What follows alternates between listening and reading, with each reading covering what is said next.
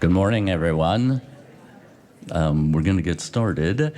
Want to welcome you. I hope everybody's having a great conference. I'm Clement Wren. I'm from the Children's Hospital of Philadelphia, and along with Dr. Rachel Linneman from Emory, we're the co-chairs for this symposium entitled CF Newborn Screening: From Implementation to Optimization and Equity.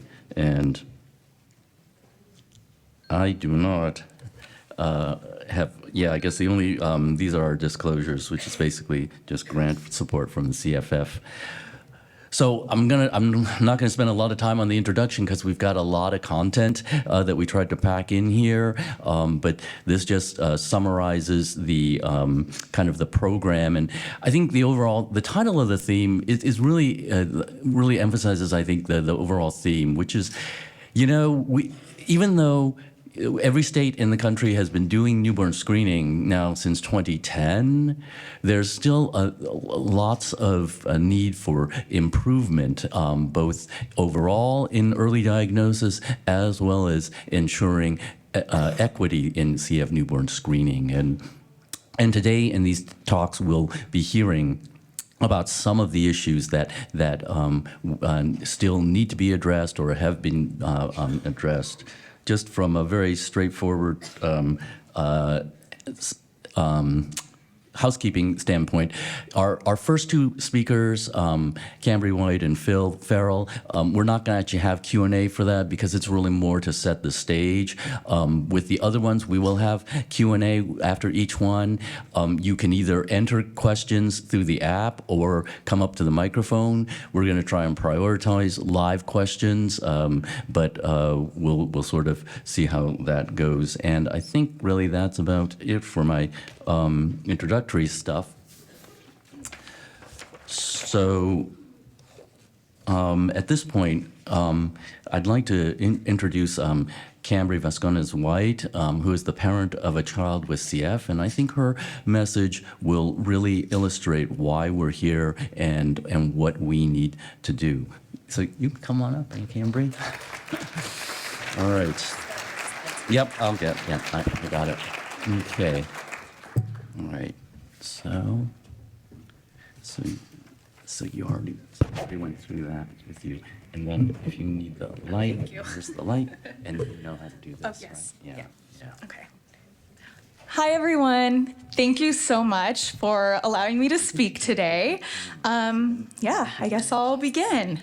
Okay. So I began navigating life as a new mother when my son Roland was born June 18th, 2021, 2 days after his due date at 8 pounds, 2 ounces. The first 2 months of Roland's life was typical newborn life. I was breastfeeding Roland and he was gaining weight well. Around 2 months, I noticed that he was having trouble latching onto the breast. He would latch, stay there for a few minutes, and then come off screaming like he was in pain.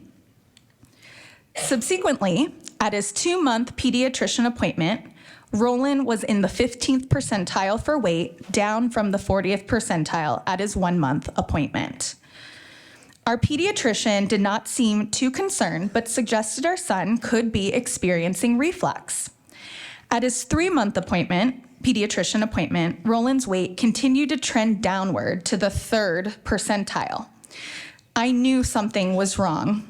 Our pediatrician was still not too concerned, but agreed with my desire to see a pediatric gastroenterologist. We began seeing the pediatric GI, who added interventions into Roland's routine. She asked me to stop breastfeeding and to start pumping instead so I could add formula to my breast milk. We prescribed Roland omeprazole. We started weighing Roland weekly. We were supposed to call our GI if Roland didn't meet his weight goal for the week. He would never meet his goal, and while he was still gaining weight, it wasn't to the degree the GI had hoped for. From month 2 to month 6, I felt like I was going crazy. I was a postpartum mother with no sleep, concerned for her child. Yes, he was having trouble gaining weight, but because he was still gaining weight, it wasn't an urgent concern for his doctors. I began to think I was overreacting. I reminded myself that I tend to experience anxiety, and this is probably just anxiety. My son was fine. I would lie awake at night, sick to my stomach, because I knew something was wrong, but rationalized my physical symptoms away because of what people surrounding me would often tell me. Cambry, you're tired and postpartum. Cambry, it's normal to feel concerned, but your son is still gaining weight. He's fine.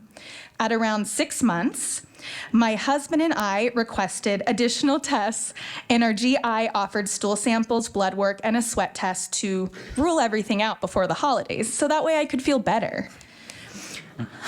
On December 16th, 2021, our son Roland was diagnosed with cystic fibrosis at 6 months old. I remember the moment vividly. We were at home in the kitchen. I was sitting on a bar stool, and my husband Brian was on the couch. Roland was napping.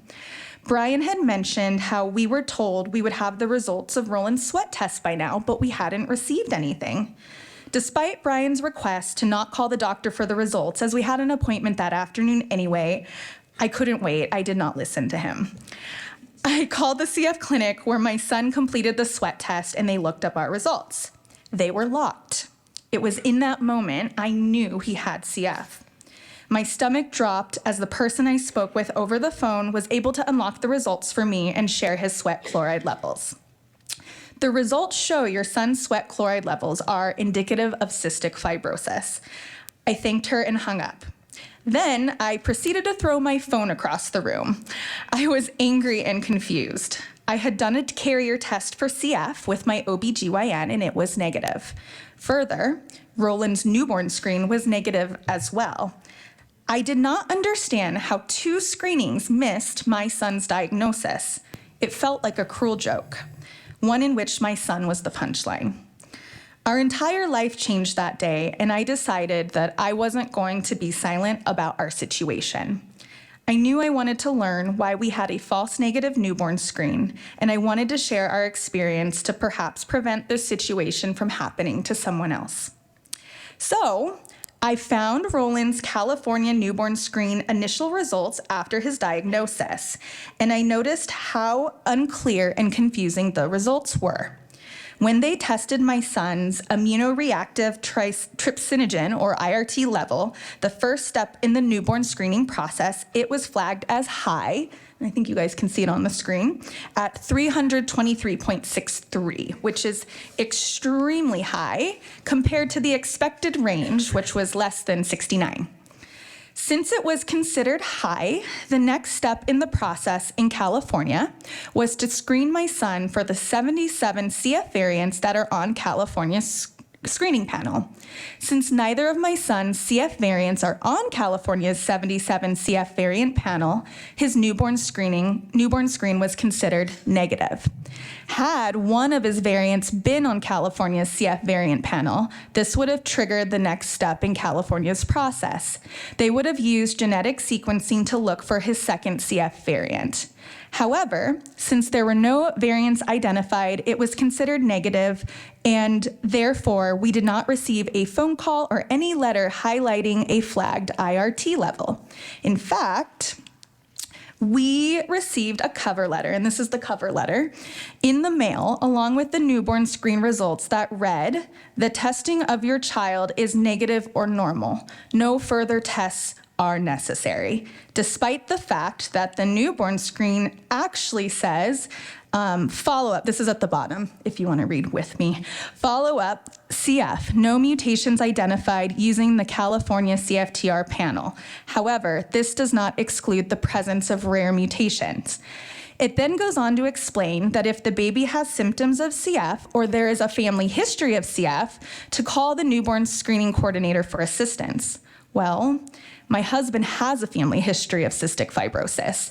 I did not even look at our newborn screening results because of that cover letter, reassuring me everything was normal. Had our hospital called or explained the high IRT on the cover letter rather than dismissing it, we would have known it was a red flag given my husband's family history.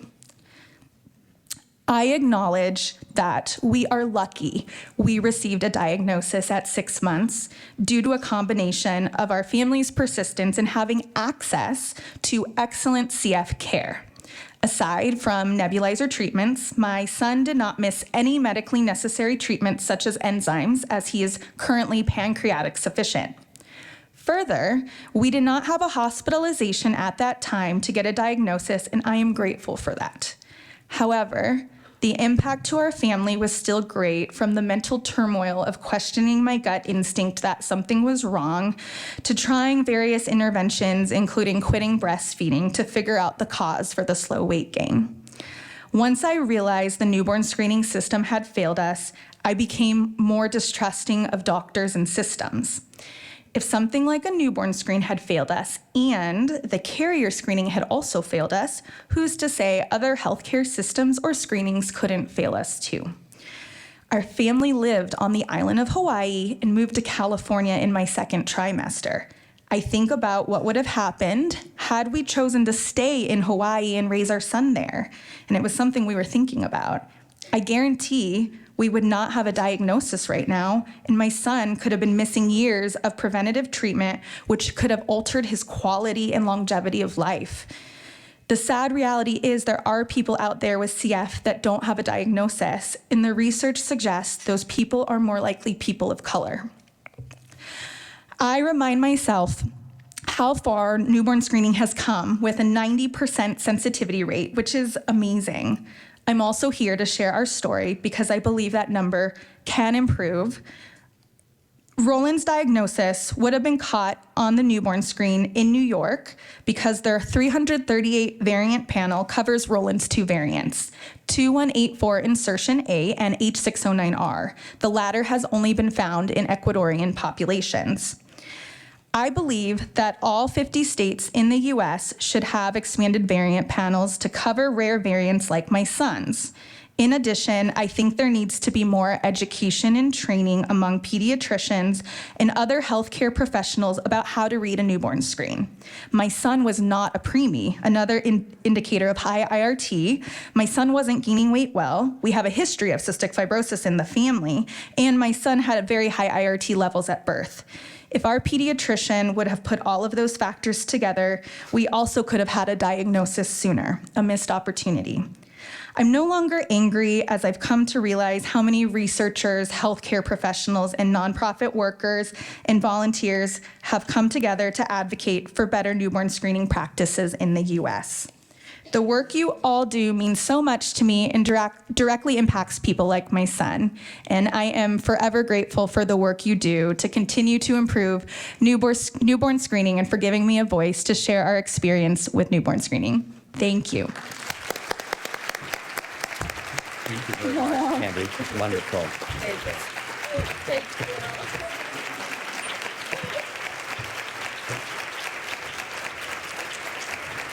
Thank you.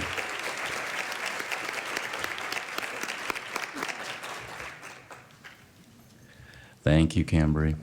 Again, I think that really emphasizes why we're here. So again, to sort of explain sort of how we got here and why newborn screening really hasn't reached its optimization or potential, we've invited Dr. Phil Farrell, Emeritus Dean and Professor of Pediatrics at the University of Wisconsin School of Medicine and Public Health. He's also the CF Foundation National Facilitator for Newborn Screening and Quality Improvement. Phil? Thank you, Clement, and thank you so much, Cambry. Wow, it's tough to follow a presentation like that. I wasn't sure I should even walk up here, but here I am. I am going to discuss, sort of elaborate on what Cambry said, why newborn screening programs have failed to meet original expectations. Probably in the title, those words in red are the most important thus far, because the glass is half full, but we can fill it up with quality improvement efforts state by state, coast to coast, et cetera. What I'm going to do is summarize a list of top 10 reasons that are published in an article that has just come out in Molecular Genetics and Metabolism. I'll tell you more about that in a minute. I have no disclosures. I want to point out that the original expectation, the original goal, let's see, I got to go back one. Here we go. I got it. Was as specified in the MMWR published in October of 2004, while the NACFC was meeting in my hometown of St. Louis, incidentally. Original expectation was that timely diagnoses would occur routinely in the United States, and timeliness means diagnosis by 2 to 4 weeks of age. That is during the 28-day neonatal period. And that there would be efficient, expedited follow-up by CF centers to make this happen. And another expectation was that this method of early diagnosis would be egalitarian nationwide, and that we'd achieve equity in every state. And we'd eliminate disparities related to race, ethnicity, religion, sex, socioeconomic status, geography, et cetera. This just hasn't happened.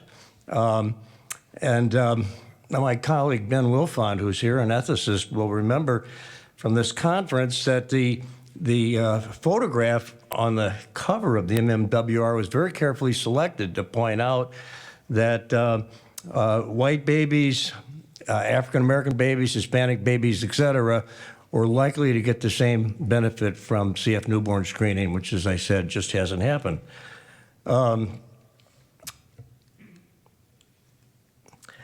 The reason I'm certain this hasn't happened is the results of a very important study that was led by Susanna McCauley and her team, published in 5 absolutely invaluable reports. I recommend you read each one of them.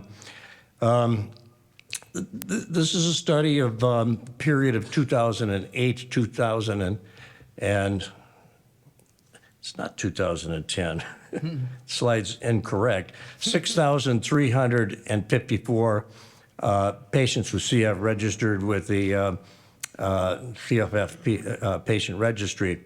That number is correct, 6,354.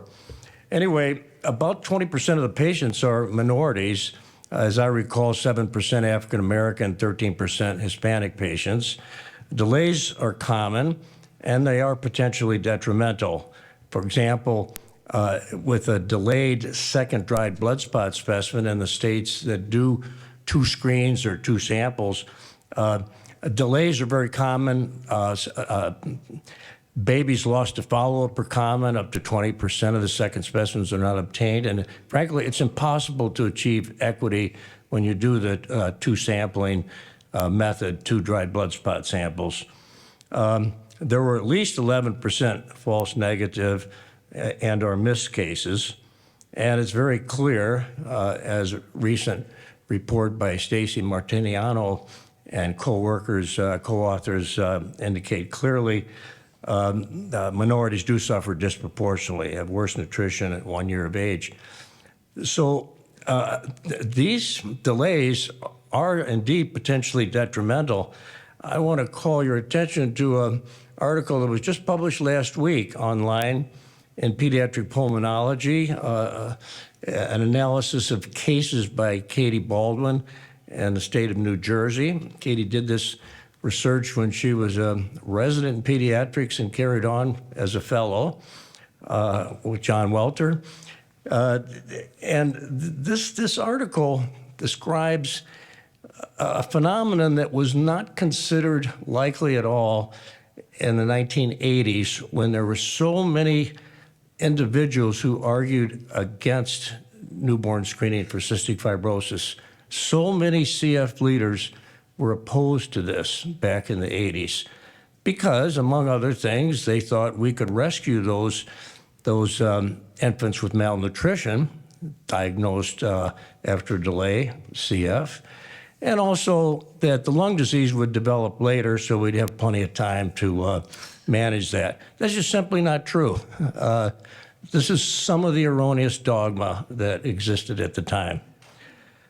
I call your attention to Table 1 in this article, which we were very happy we got past the reviewers. I didn't think it would, neither did Katie, but anyway, you just never know. But notice that we put plenty of references in there, and I think that's how it. All right. The editor-in-chief tells me you did the right thing. Okay. Now, look at this list. Preventable deaths. I estimate that at least 10 children with cystic fibrosis died during that interval of the patient registry study. At least 10. It could be more. That's based on data from the literature. Kwashiorkor is potentially fatal. In fact, the top 8 on this list are potentially fatal. Those of you who heard the presentation yesterday about the results in South India saw a dramatic case of an infant who died of CF of a spontaneous pneumothorax. This is a cause of death, and this does occur in infants and young children with CF. And then number 10, parental anxiety and mistrust. Does that remind you of what Cambry said? Yes.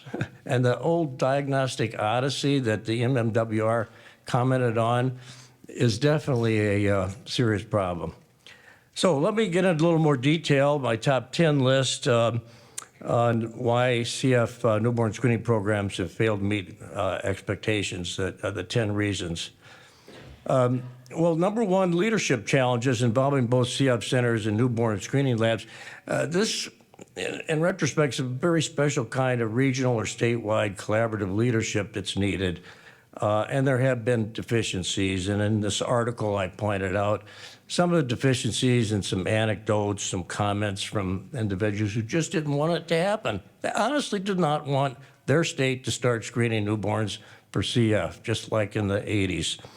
Number two, an extension of one, failures to form effective partnerships among centers and with newborn screening programs. And the partnership is a sine qua non for success. That's the partnership between the CF Center and the newborn screening lab. The relatively rapid implementation after 2005 was variable quality planning. In retrospect, I think it was naive to expect uniform excellence. Number four, misunderstandings and erroneous dogma about CF. I already mentioned some of that. Sweat test chloride timing was misunderstood at the time. There were data limitations regarding IRT, especially cutoff values, and also CFTR genetics. These issues are resolved, but they're not addressed yet. We made a strategic decision in 2004 and reaffirmed it in 2005 to tolerate suboptimal newborn screening protocols, accept false negatives to ensure that newborn screening was underway nationwide by 2010. There were and there still are problems in the quality of the dried blood spots that are collected, and there's a lack of transparency and national oversight. This is a general problem, not just for CF newborn screening. Back in 2005, there was a partial, and through 2010 and even beyond then, partial lack of readiness, qualifications, funding, or willingness to innovate, to improve, to use a method like IRT DNA rather than IRT. And for a newborn screening lab, just like for CF Center, change is difficult. Number 9, follow-up deficiencies impairing timeliness, including sweat testing limitations, getting babies with a positive test referred in for sweat test and getting the sweat test done. And then finally, the published guidelines are not sufficiently critical, have not been sufficiently critical nor directive. There are others that are listed there, such as the limited involvement of parents, which fortunately the CF Foundation has addressed, as you saw by Cambry's presentation. So I said this is a glass half full. It is. I'm optimistic. We're going to get better. I really am convinced that'll happen. Quality improvement will definitely continue thanks to the CFF, the CDC, Association of Public Health Labs, and you. So thank you very much.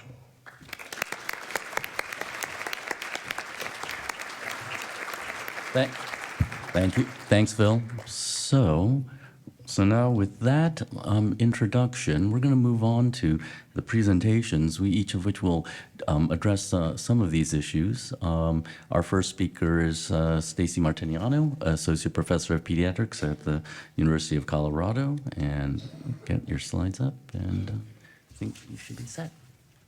Thank you. You know how to do it. I do. Thank you. No, I'll keep that there. Okay.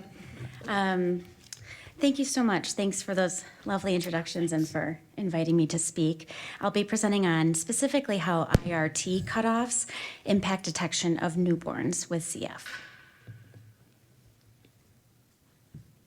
So I'll click here. That should work. Okay. I have no relevant relationships related to this presentation. So a bit about CF Newborn Screen. CF Newborn Screen is a really, at face value, a cost-effective strategy, and when well implemented, which is key, has a positive effect on clinical outcomes. So we have a lot of data to support, but I will highlight just one recent publication where we showed that earlier age of first event, so the first time a baby with CF was detected through newborn screen and seen at a CF care center, was associated with better short and long-term nutritional outcomes. And so specifically improved weight at age 1 year and also height even through age 5 years. And these are really clinically important findings since early life and weight are associated with improved pulmonary function and survival. I will also note that babies with earlier attention also had improved breastfeeding rates at 2 and 6 months as well. And then just earlier diagnosis of CF and treatment is just very critical. I think we can all agree on that, especially as new disease-modifying medications become available for infants. And as a CF community, we want all babies to have care initiated in the first month of life.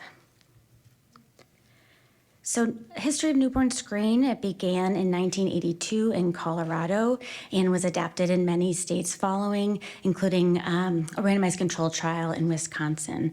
And as Phil mentioned, we have really took newborn screen in the United States, and it was implemented in all 50 states by 2010. In all states, there is 2 parts of the newborn screen, and we all start by measuring an immunoreactive trypsinogen level, an IRT, as we heard a little bit about, and all screens end with some form of DNA analysis for CFTR variants. Just want to highlight newborn screening is not diagnostic. It is not a diagnosis. It really is meant to be a risk assessment. And we must all remember that diagnosis must be done through sweat testing. I did want to highlight, this is going to be very US focused, but really we've had a lot of implementation of newborn screen across the world. And so this is a figure from a paper published in 2020 showing countries with active newborn screen programs. And those are all highlighted in orange.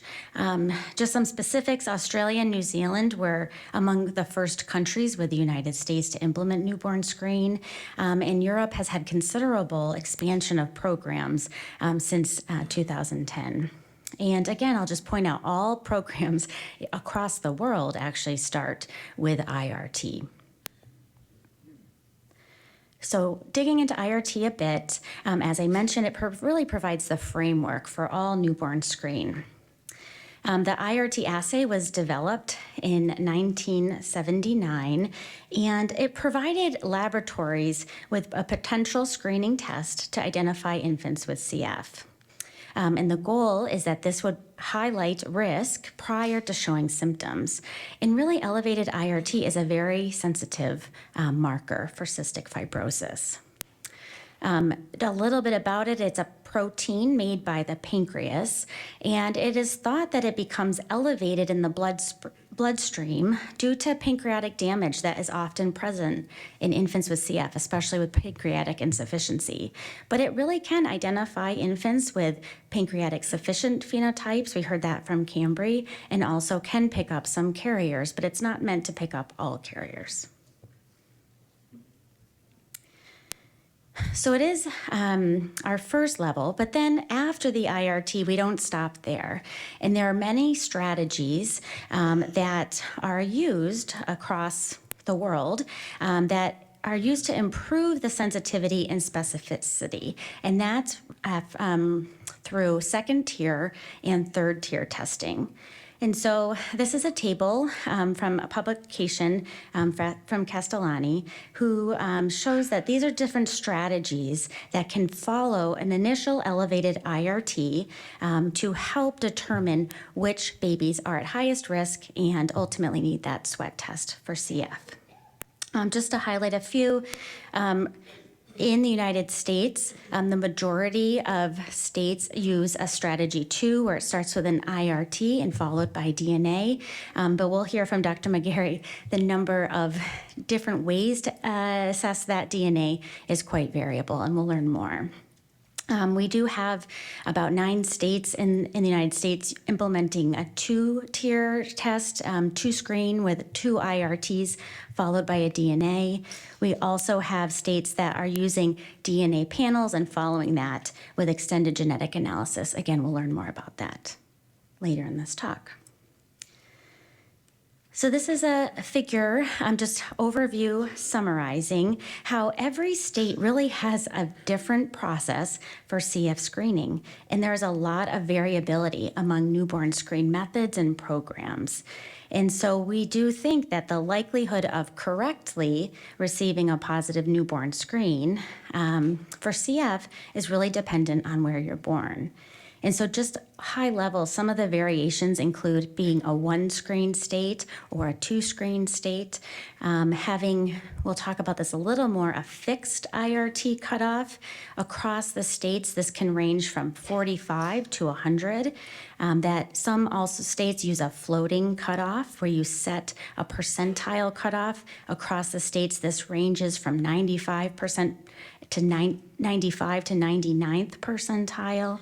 And then already we've mentioned there's a lot of variability in CFTR testing. More about what can actually impact the IRT itself. While IRT is a very sensitive biomarker for CF, it does still have some limitations. And Phil and his group in Wisconsin analyzed variations in IRT levels with 10 years of data. And number 1 really saw that just kit variability and reagent lot changes, so things having to do with the test itself, the IRT assay, can really significantly affect the IRT values. So in these 2 figures, the mean IRT values by year are shown on the left panel, and the 95th percentile IRT levels by year is shown on the right, and you can see this variability. And for example, specifically in the 95th percentile, that could vary, they saw vary up to 14 nanograms per milliliter between years. And we're talking about cutoffs just around 40, 50, 60. So you can imagine that that variability could really impact having a positive or negative flagged test. Other factors that can affect IRT are seasonal variation. Again, we've got mean IRT by year on the right, 95th percentile on the left. And again, you can see this variability over year, but they divided the data into IRTs collected in winter months versus summer months. And you can see that overall, the summer month IRTs were much lower. And you could see up to 13 nanograms per milliliter variation by season.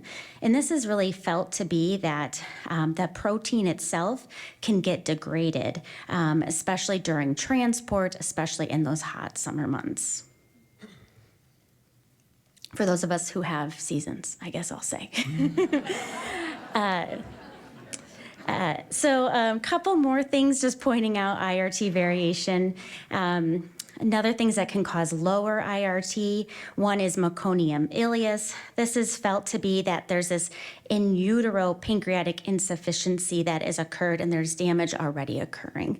So by the time the baby is born, there is not enough IRT to be released in the blood system, causing a falsely low level. Also, timing of blood spot collection. And this is an age-related decline. This is IRT by age and days. And you can see pretty stable IRT levels out to about 14 days of age. But after that, the levels really do start to drop naturally for people with CF and without CF. So that could perhaps cause a misscreen if you're collecting samples after that time. There are also factors that can cause falsely elevated IRT concentrations, and that includes prematurity, low birth weight, and neonatal stress.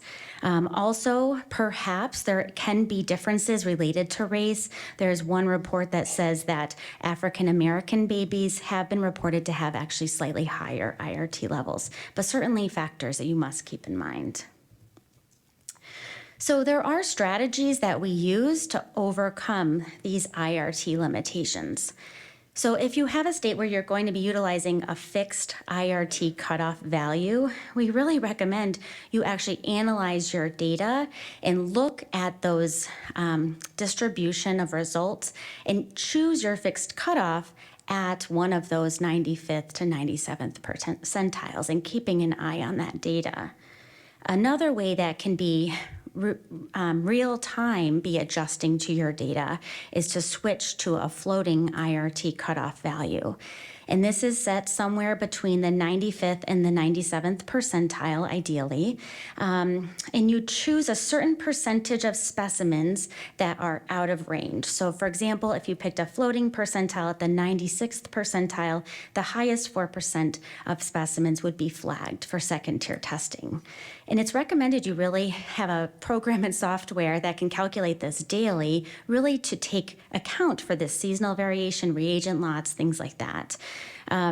The guidelines recommend you have at least 100 specimens every day for that calculation. So if you are in a lower birth rate state, you may need to kind of average over a couple of days, but it could still be possible.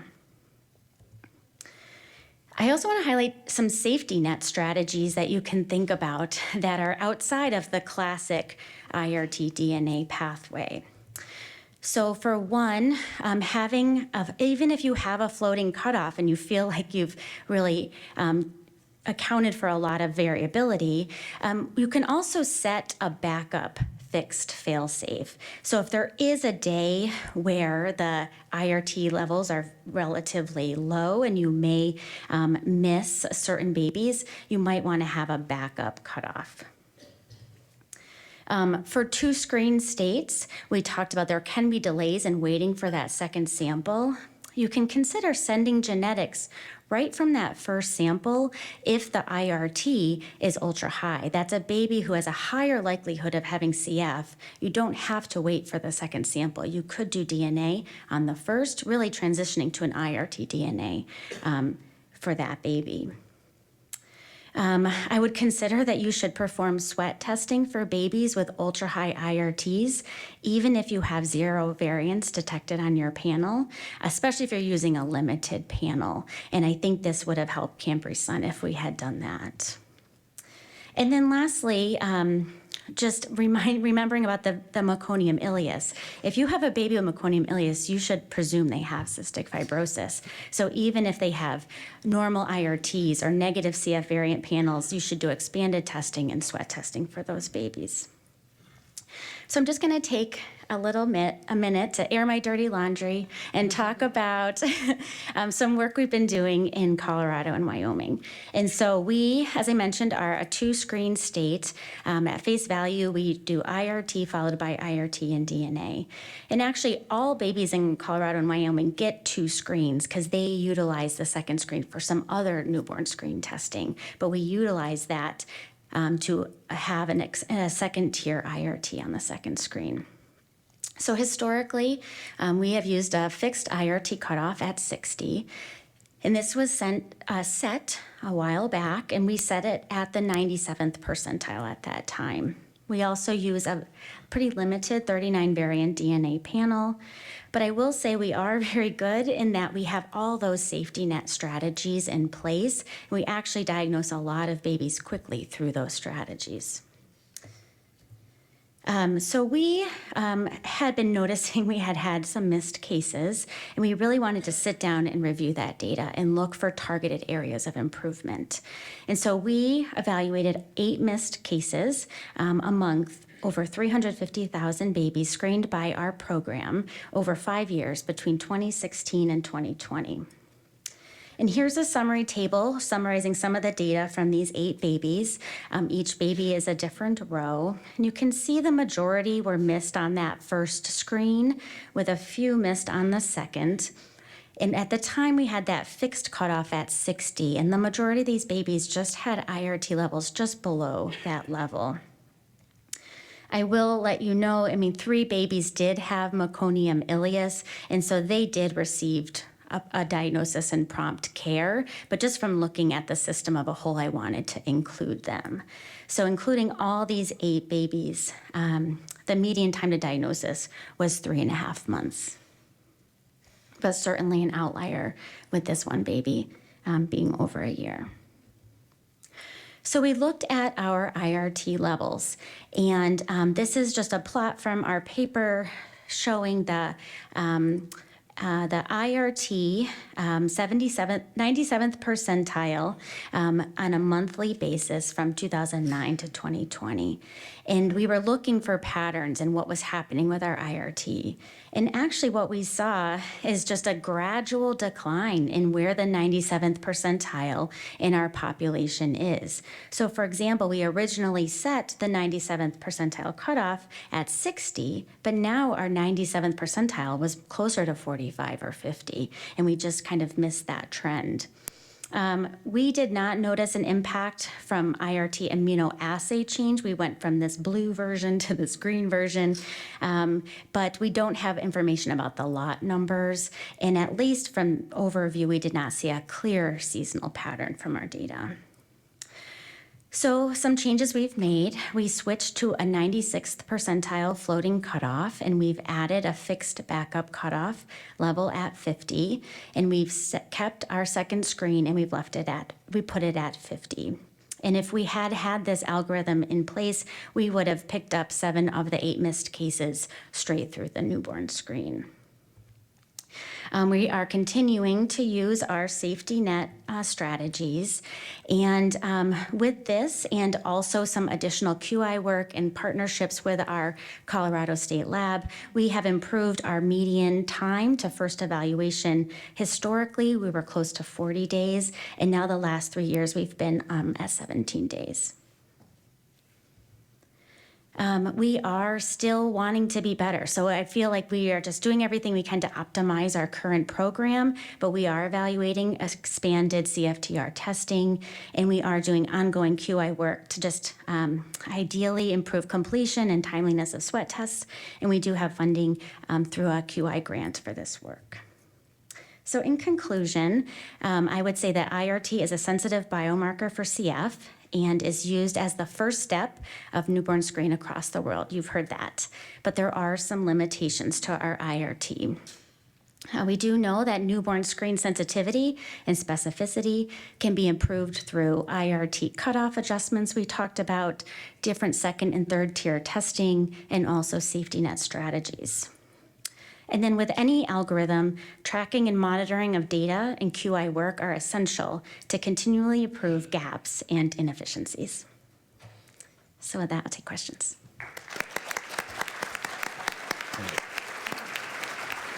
Thanks, Stacy. So we do have time for some questions. So Dr. McGarry. Megan McGarry from University of California, San Francisco. Hey.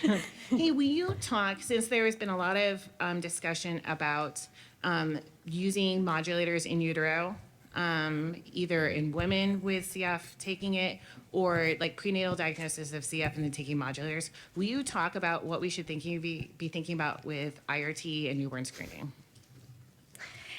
Thank you. Thank you very much. You know, that is something we have to capture. There have been reports that if you have a baby who, or if you have a parent who has cystic fibrosis and chooses to stay on their modulators, their child is getting exposed to those modulators, and that can falsely lower IRT.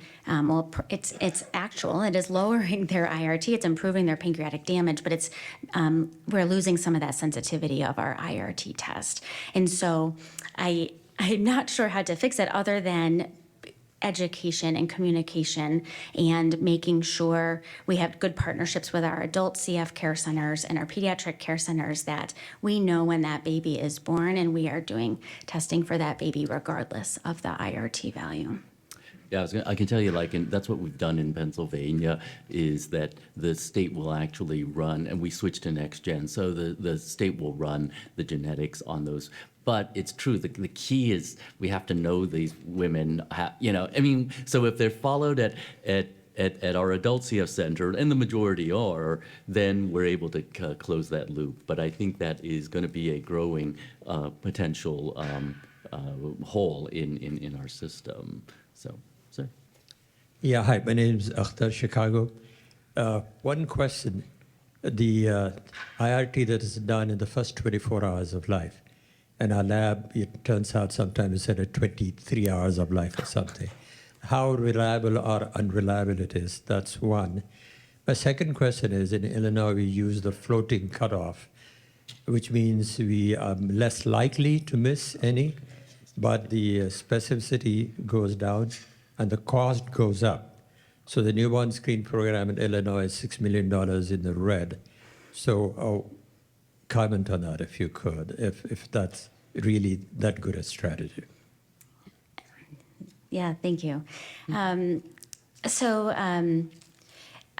I apologize. I don't actually have data on what the IRT does younger than 24 hours of age, but I do know it had mostly been validated in that 24 to 48 hours. And so perhaps it may be, I am not sure. But I do think if there was ever a concern, I think that's why if you could work with your lab, if it was taken, if the timing was out of a recommended age, if we could add some kind of disclaimer on the bottom, we've not ruled this out. I think that could come into play with that first screen, or for example, with my screen, if the specimen had been collected at 21 days, it needs to be flagged that this might be an unreliable result. And then yes, I did not get into the sensitivity and specificity, right? This is a screening test, and that's what public health departments take into account, is making it still cost effective. As CF providers, we want to know every single baby and test every single person in this room for cystic fibrosis, but they're always balancing that. And I think that's where you do have to be involved and have advocacy and have papers to show data that can help you at least optimize what resources you have, and then ideally adding in these new technologies to improve sensitivity, but not have too many false positive, which is a consequence of newborn screening. Hi, Susanna McCauley, Chicago. Thank you, my friend, for that question. And I apologize for really making comments instead of asking you a question. I appreciate Stacey, that. but you always answer my questions in person, and I appreciate that. So I just want to clarify, when IRTs are done within the first 24 hours of life, that's usually for babies who are sick, and they're usually repeated at 24 hours, and particularly repeated after feeding, because they're metabolic disorders that are detectable after feeding. In Illinois, we also do use a very high IRT cutoff. It's 150, and we have had a lot of babies who we've diagnosed that way since we started newborn screening. And they may be underreported for reasons that I will talk about. But the main comment that I wanted to make is a mother with CF who has a baby should have her baby evaluated for cystic fibrosis. A child who has a sibling with cystic fibrosis should be evaluated for cystic fibrosis. There are false negatives. They're even going to occur in best case scenario IRT cutoffs, because some people just go below the threshold. And so let's go back to what we knew before we had newborn screening and use it. Great. Thank you. Thank you. So we're gonna probably have to move on, but I do Actually, Stacey, I want you to just make a quick comment on what do you think were the keys? Because I think this is really the question is, even if you know this is the case, what do you think were the keys to why you were able to successfully make this change in your IRT cutoff? I mean, we've just had this longstanding partnership and having that communication with the lab, and there's so many layers, and that's a complex problem because it is related to personnel and funding and equipment, and there's always things that you have to overcome. We've talked about this recently, overcoming barriers that are somewhat out of your control,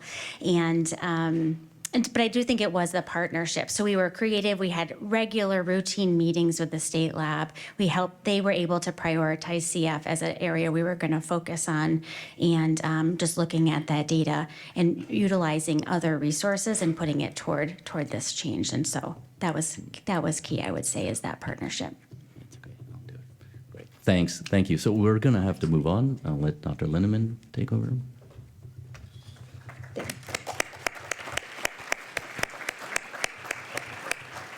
So our next speaker is Dr. Megan McGarry. She's an associate professor of pediatrics at the University of California, San Francisco, and she's going to be talking to us about genetic panel screening.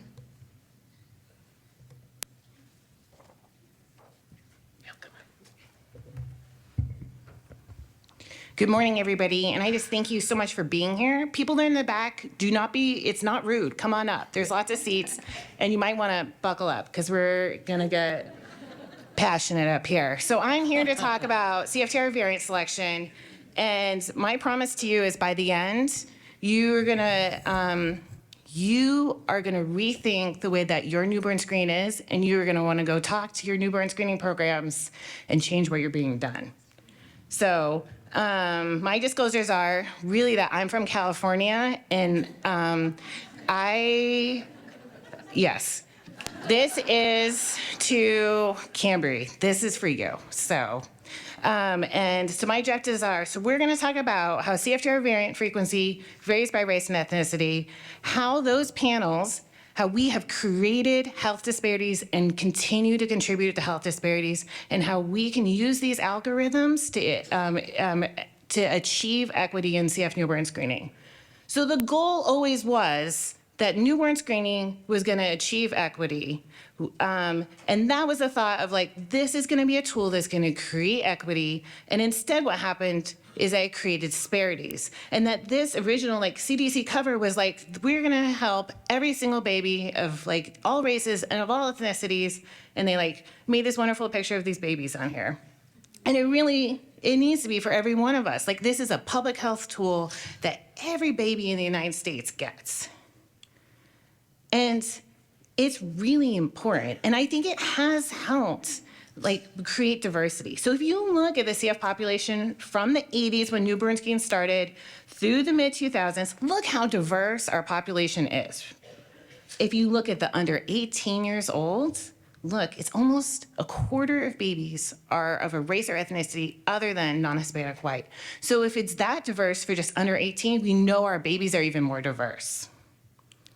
And the United States is becoming more diverse overall. So to explain these wonderful, beautiful graphs here. So the graph on the left is showing over a 5-year period, people who are immigrating to North America, Canada, I didn't forget you, you're in here, where people are immigrating from. And you see it is around the world. So we have many, many different types of populations moving in, and we're becoming more diverse. The graph on the right, so it represents two different things. How diverse is a population, and how quickly are we becoming more diverse? So the yellow is our populations that are more homogeneous, but are rapidly becoming more diverse. Areas that are dark blue are very diverse and also rapidly becoming more diverse. So white are populations that are homogeneous that are not becoming more diverse. And as you can see, there is no white on this graph.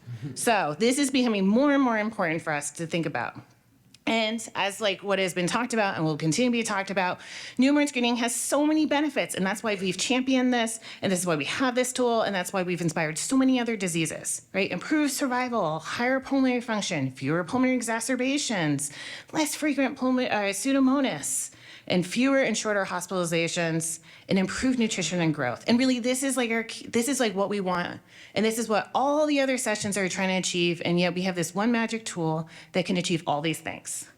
And just to go back, because to understand where the disparity is coming from, you have to understand the process. So IRT, Stacy just covered.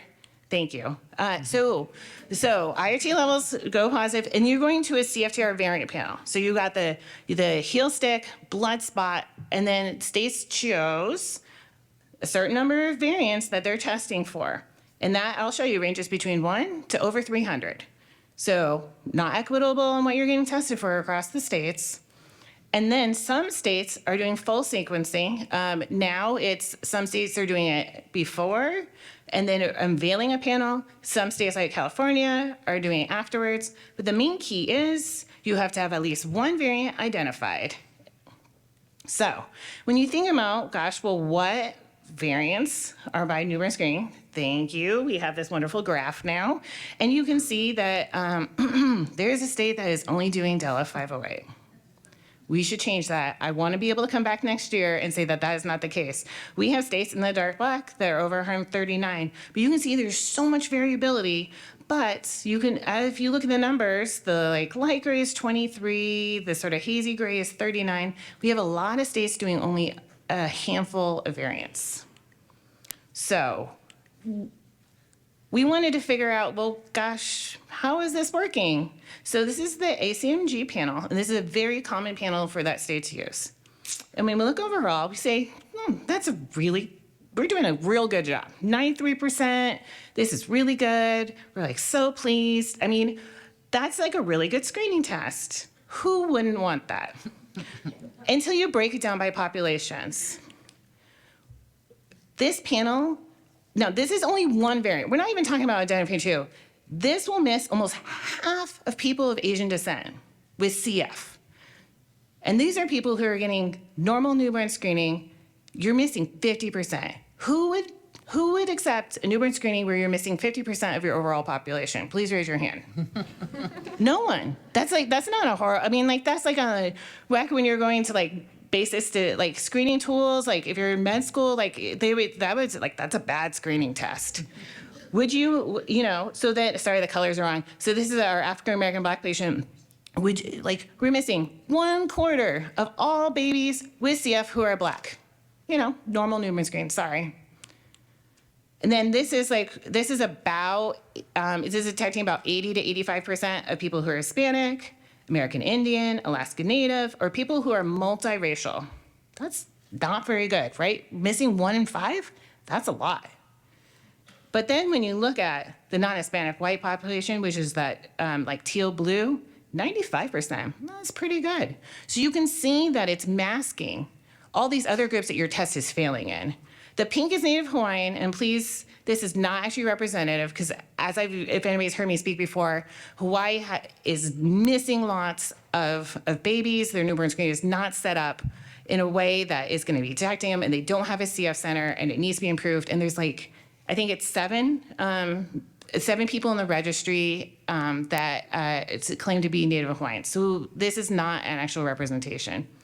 So now we went on to the Lumina 139 panel. Now remember, that was the really good number. 139, not many states are doing it. That's a lot of variants. So, we only went from 93 to 95% improved detection overall in your population. So you might think, what? That's not worth the money. That's only a little bit. That's just a handful of babies. Why are we doing this?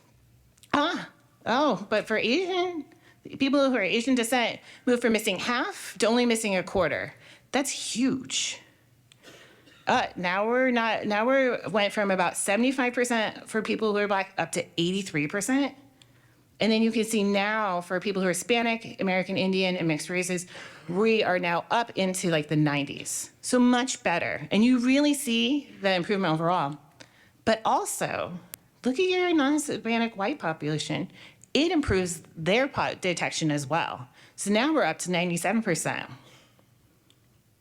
So we decided to do, well, what about the CFTR2 panel? And we did this back when it was 400 variants. So we said, well, what if we just tested and like modeled for, if we just said, well, gosh, we at that point knew that there was definitely 402 mutations that are definitely disease causing. So if we know that a mutation is definitely disease causing, why are we not testing for it? So we said, okay, well, let's model it. Oh, there's no improvement in detection, still 95% overall. Well, that's not worth the money. So we go up to 77%. So there's not much more improvement for people who are Asian, which I'll get back to. Now we're up to 84, 85% of people who are Black, up into the lower 90s for everybody else. And now you can see about 96% non-Hispanic white. Now that CFTR2 has increased to over 700 variants, I really want to know now what these numbers show. And we'll probably show this next year. So, but I think that when you think about this, gosh, like, how is this acceptable? And we're going to talk a little bit about states, and then I'm going to talk about a little bit of how this really does cause more disparities rather than just not getting picked up. So we took that data, and then we took the latest census data, and then we modeled for you what your state would look like based off of this.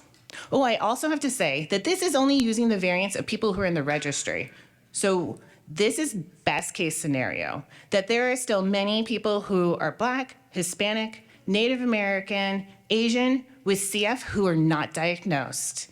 And so that they are not included in this, so this is only a best case scenario.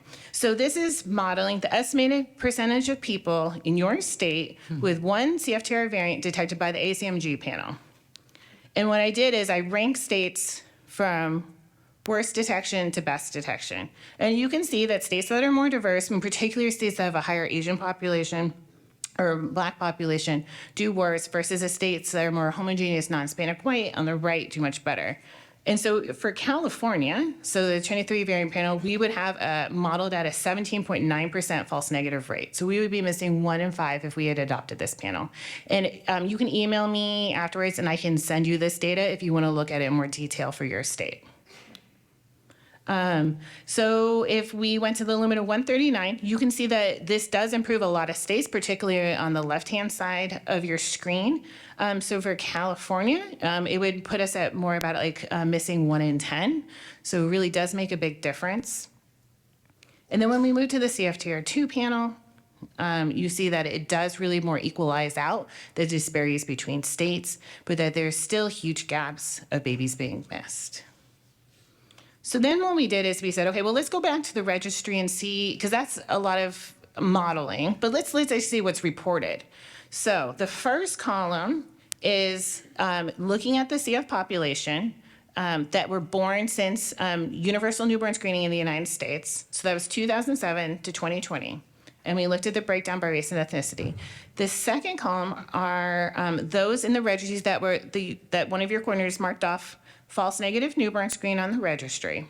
The last column is those that were diagnosed after 100 days old, so a very delayed diagnosis. And what you can see in the red boxes is that first for the Black and African American population, so they only represented 3.6% of that population born in the registry. They were 6.5% of both the false negative and the very delayed diagnosis. So next, going down for the Hispanic population, 8.6% of that CF population, they were 15.5% of the false negative group. Shockingly, they were 23% of the very delayed diagnosis. So this is over 6 months old being diagnosed. So then people who are mixed race or multiracial, it was 2.4% of the overall population. It was 5 and 5.7% of the false negative and delayed diagnosis. And what you can see is that for the non-Hispanic white population, so they were about 85% of their overall population. They were 70% of the false negative population, but they were only 62% of the very delayed diagnosis. So you can see that even when they were missed, they were still getting diagnosed in not a timely manner, but not quite as bad. And that there must be something else going into play. Now, going into this, so race and ethnicity is just a social construct. So to say that this is something that we have made up as a society, that we said, like, who are you? What do you look like? And then we've given this names. So, but we do know that CFTR variant frequency really varies between these social constructs, these groups, and it's really dependent on your ancestry admixture, which means where did your grandparents and great-grandparents immigrate from? Where were they enslaved from? Where's your background? Because we know groups that live in the same area have similar variants a long time ago and not so much anymore. So, and that minoritized racial and ethnic groups are much more likely to have quote-unquote rare variants or de novo variants, and that all of these variant panels were developed really to target a non-Hispanic white population. So when we break down the variants by racial and ethnic groups, you can see that they're very different. So the blue is the traditional class 1 to 3 mutations, green is the 4 to 5, and I want to highlight the purple is the unclassified. So these are babies or people with CF who we have 2 variants that we can name and we don't know what they do. And this is really where health disparities are coming from, a lack of diversity in basic science research and the initial research that we still really need to target. And then most shockingly is that the orange are those that are not fully genotyped, and that those are ones that either have only 1 mutation or no mutations identified. And so you can see that for people who are Black, about over a quarter of the population have unclassified mutations. The same thing for people who are Hispanic. And then for people who are Black, Hispanic, or other races, is about 10% are not fully genotyped. So I love this paper. So this paper took people who were only white, only Hispanic, only Black, or only Asian, and they looked at the variant frequency. So they said, like, gosh, what are your variants? And they ranked them from 1 to 50.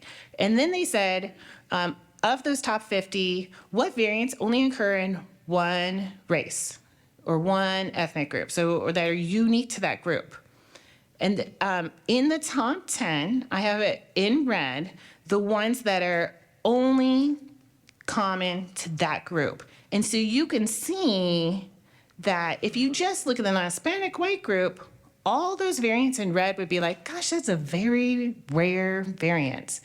But in that race or ethnicity, that quote-unquote rare variant is common. So I want us to rethink the way that we think about rare variants, because when we're talking about rare variants, we're talking about rare variants in everybody, but in that person's population or subpopulation, that is a common variant.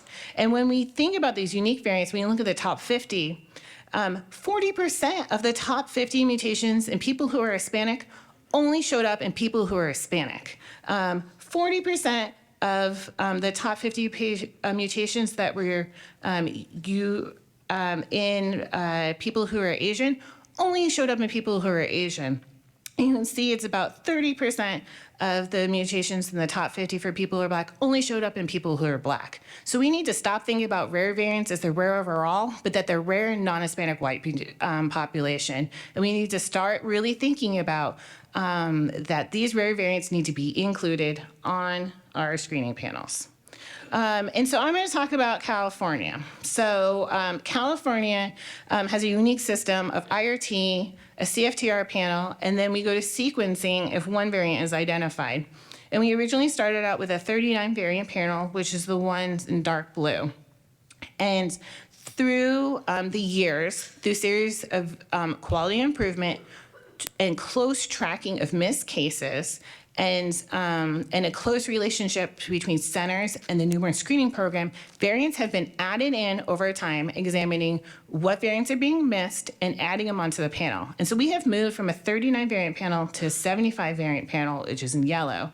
And what you can see, and in this odds on the right, is that we have reduced disparities in diagnosis, except for people who are Asian. And we have particularly really created success for people who are Hispanic, and that we have really improved detection overall. So I will now say that we all just heard about Cambry's story. And that you can do that and you can add in mutations based on what you see, and then yet you will still miss babies because the population is changing and what you had 10 years ago is not who is living with you now, and that you will be missing quote unquote rare variants that are common to them. And this is because populations are not homogeneous. If you look at the Hispanic and Latino populations, they're very heterogeneous, and because of that, their genetic diversity is very different. And so this is a combination of 4 different studies that I put in here. And what I did is I extracted any data on variants that was over 2% frequency in that Hispanic population of the study. And so, as you can see, even though Delta 508 is common throughout, it's not the same frequency. It goes from like a third to about half. And you can see that there are variants that are common, so above 2% in some studies, but not in others. So the studies for those in the back, it's Spain. There was a study overall in the United States. There was a study of just southwestern U.S. and a study of just Southern California. For example, you can see in red, in the United States, 3.5% was R334W2, but yet we didn't see that frequent in any other population.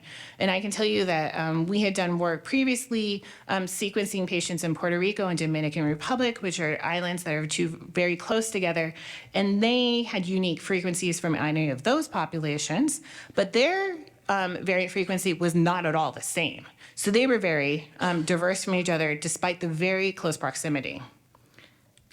And I will just pull out Cambry's quote. Both my carrier screen and Roland's newborn screen only tested for the more common mutations, and neither of Roland's mutations were on either mutation panel. And what Cambry didn't say is that her background is Ecuadorian, and her son's mutation is very common in Ecuador.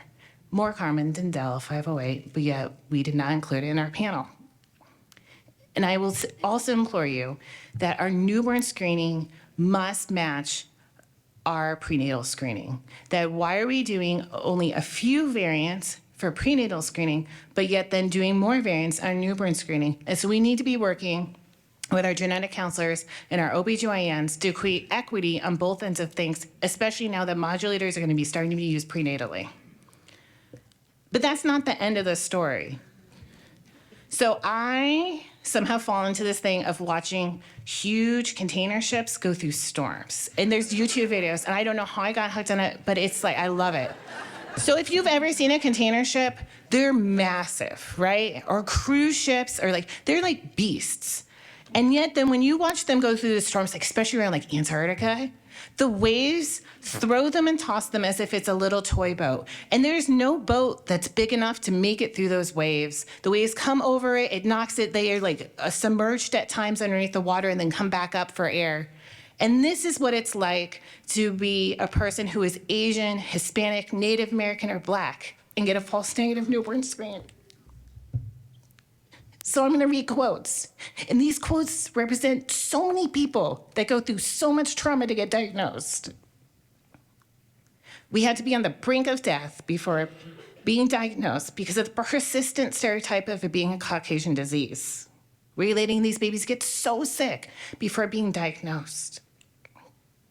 We took numerous trips to the emergency room in the doctor's office before our baby was diagnosed with CF. We struggled watching our baby's health decline in front of us. We were accused of not feeding him or caring for him properly. We felt helpless and hopeless. Parents are being blamed for our mistakes in our screening tools. So we went to the pediatrician's office and he printed off the newborn screen and he signed it saying, the baby's passed the screenings and we should be really happy.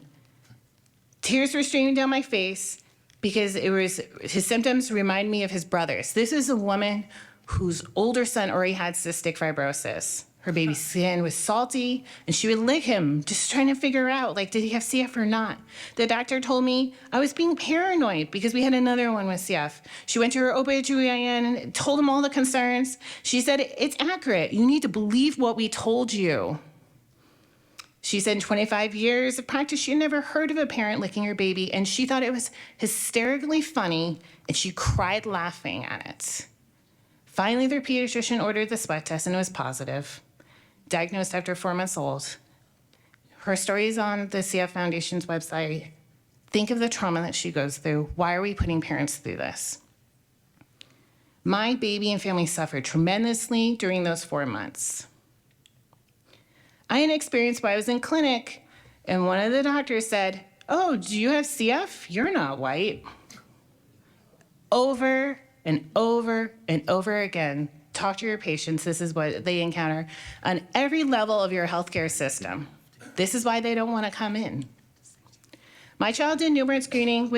What they found, they blamed on my breastfeeding. The nurses and doctors tell me, don't worry about it. So I'm not going to worry about it. But then the kid's dehydrated and showing all the symptoms. I don't know how to rewire that. So I'm here to say, this is how we rewire it. You need to go back and you need to spread this word, and you need to go teach at the medical schools, and you need to spread this word. This is how we rewire this. Because all people with CF deserve to experience health equity. And why, when we know all the benefits of it in newborn screening, why are we letting babies be missed so they live a life that looks like the top line, when all children with CF at this point, with our technology and our resources, deserve to have a life like the bottom, to thrive and live? And I beg you and urge you to go back to your own states and to look at what you're doing and to talk to your newborn screening programs. This is urgent, because every year we delay, there are babies being missed. And then I also urge you to think about, for states where you realize that you've probably missed a lot, is to go back through and educate and ask people to refer to you all those people who are pancreatitis, the quote-unquote severe asthma, the patient who's coming in for how many sinus surgeries have they had, because they probably have cystic fibrosis, and you have people where you are right now that are suffering because we did not design the test to detect them. So I thank you all for being here. I will take any questions and answers.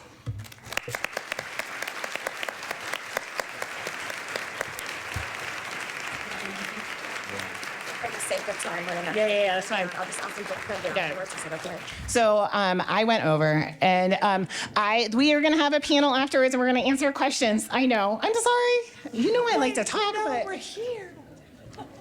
That's okay, Megan. Thank you so much. What a wonderful talk. I think we can be available. We can have the speakers available at the end. So if you have questions, just come on up at the end. We tried to pack a lot into this symposium, so we apologize for that. So our next speaker is Dr. Susanna McCulley. She's a professor of pediatrics at Northwestern University Feinberg School of Medicine, and she's going to be talking about barriers and facilitators to optimal newborn screening.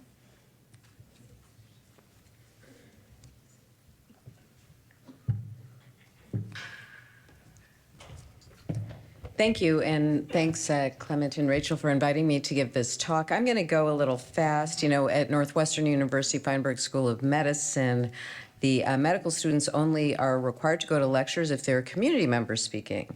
And so I'm going to give this at 2 times speed, which is the way they listen to the other lectures.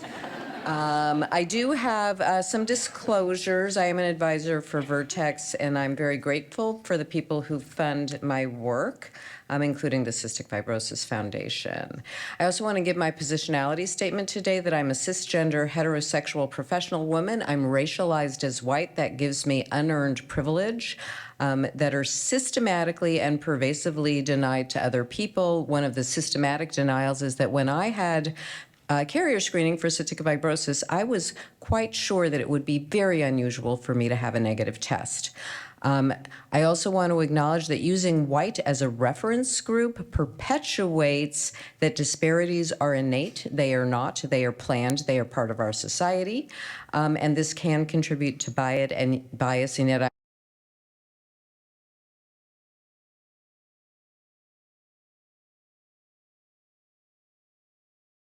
quote this paper that's quite old now, it's 20 years old. The distinction between risk factor and risk marker highlights the complex interplay of socially defined race and ethnicity, racism, discrimination, socioeconomic status, social class, and genetics. You've heard a lot about that at this conference, but think about it. And I want to recommend this book, not just to white women, but to white men, everything you already know about your own racism and how to do better. So let's all try every day. As background for this talk, I want to familiarize those of you who are not knowledgeable about this project. Very grateful for this being funded by the Cystic Fibrosis Foundation in summer of 2019. And very grateful to Phil Farrell, who said, you have to write this grant and put it in off cycle, just like he quoted Harry Schwachman as telling him he had to do something. He told me I had to do it, so I had to do it. So this has been an interdisciplinary research project to evaluate processes and outcomes during the first decade of CF newborn screening. And we evaluated timeliness and outcomes using this variable that Stacy Martiniano mentioned, age at first event, which I'm going to get into a little bit more.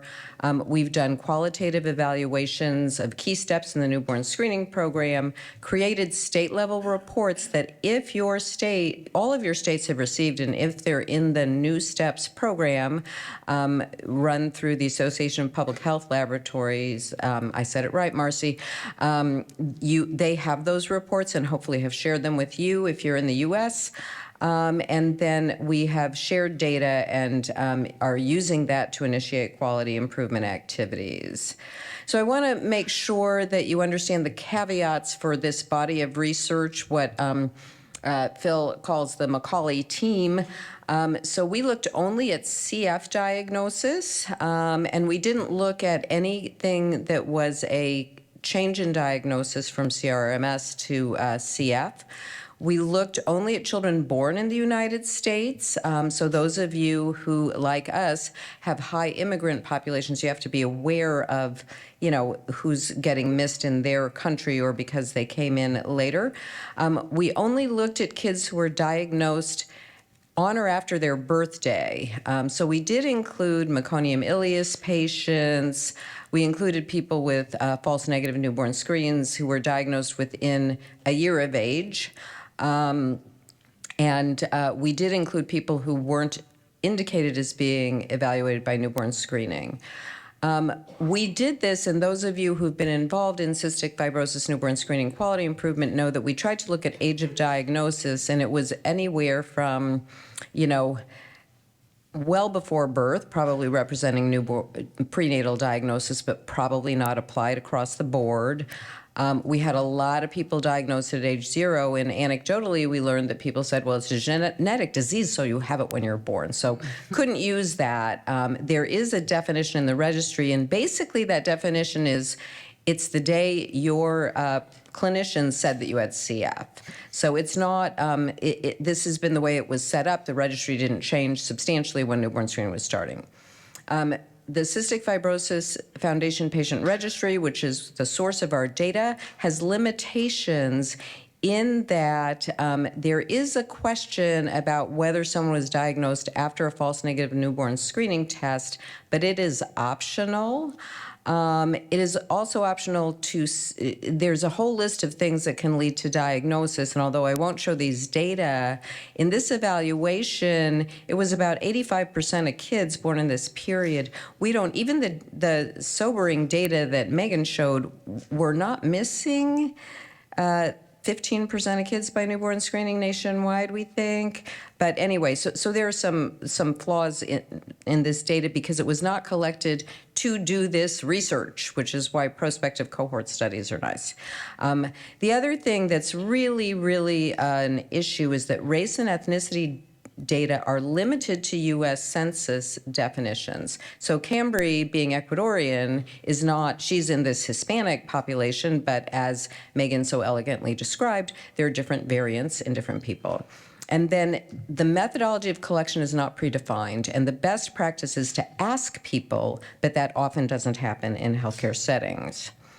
So this is from Stacy Martiniano's paper published in 2021.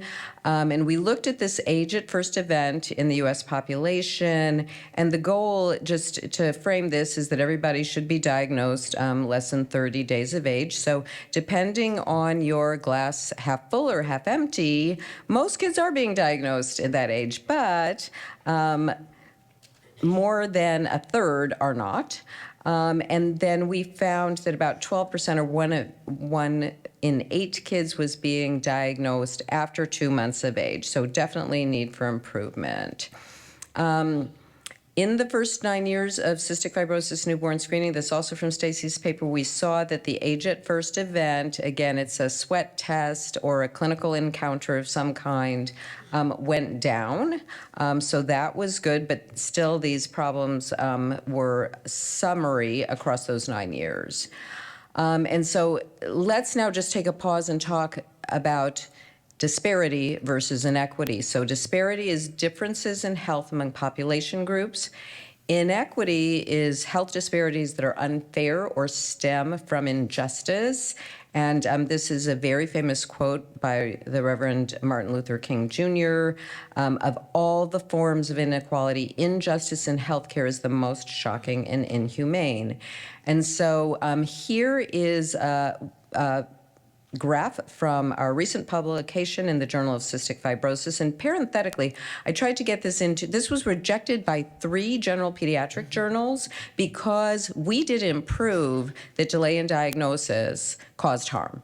This was from the editors-in-chief. I would name their names, but I'm not that kind of person. But you can imagine who they might have been. So we found this disparity, and these are, we crowd a lot of data into this, so the curves look a little shifted, right? But this is a difference between 22 days for non-Hispanic white kids and 31 days for everyone else.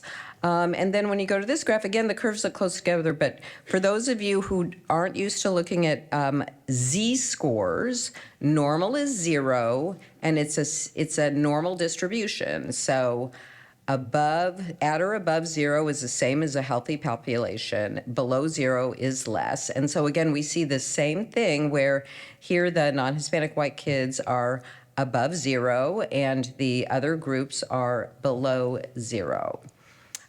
So a lot of people say, well, it's all socioeconomic, and that is from structural racism, by the way, and we do have to do things about that too. And we looked at this, but another issue in the registry that all of you who work in CF centers who are involved in collection and submitting of data, there's a lot of missing data. So the one that we have the most data for is always address-based, because your healthcare system wants to know where your patients live so they can send them bills. So you have those data, and that's mostly complete. They're not 100%, but pretty close to it. And so, yes, people from marginalized backgrounds have a lower median income by about $5,000 in the CF registry. Other socioeconomic variables, though, insurance was missing in about 25% of minoritized and 20% of white non-Hispanic infants. Maternal education, also highly missing. Paternal education, even more missing than maternal education, because particularly in infancy with those frequent visits, mom is often home, if she's lucky and has that privilege, hopefully breastfeeding, and is going to more of the appointments. So maybe they're not catching people. So we looked in a qualitative report that was published in the International Journal of Newborn Screening, led by Marcy Sontag. We talked about these issues with public health program newborn screening personnel and CF center physicians. Some of you in the room were probably in this. I don't know who you are, but thank you.